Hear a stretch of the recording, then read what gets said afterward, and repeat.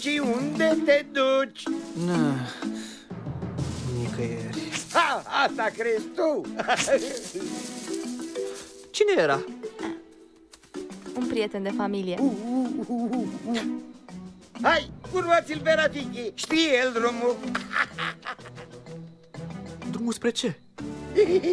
Urmează-mă și vezi! Hai, repede! Cobu, hai! Unde ne duce? Chiar din inima voastră, numit Iupendi.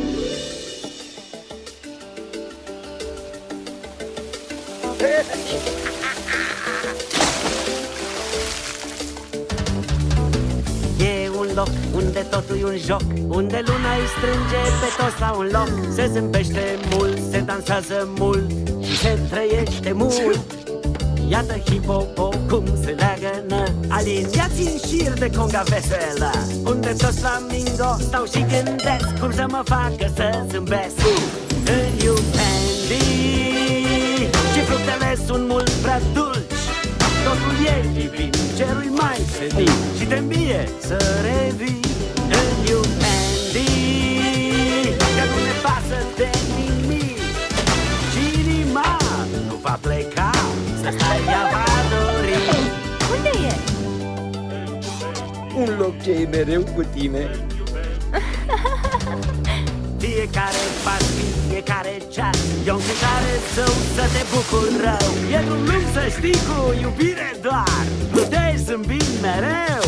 În Iupendi și fructele sunt mult prea dulci, totul e divin, cerul mai senin și te îmbie să revii.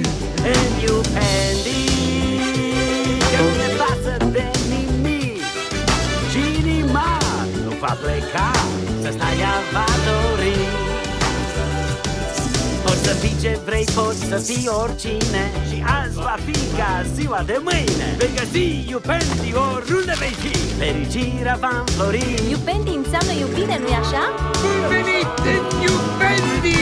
În Iupendi și fructele sunt mult prea dulci, totul e divin, cerul mai senin și te îmbie să revii. În Iupendi că nu ne pasă de nimic și inima nu va pleca, să stai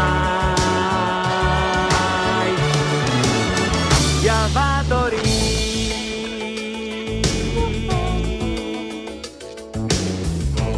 În Iupendi, în Iupendi, în Iupendi, în Iupendi.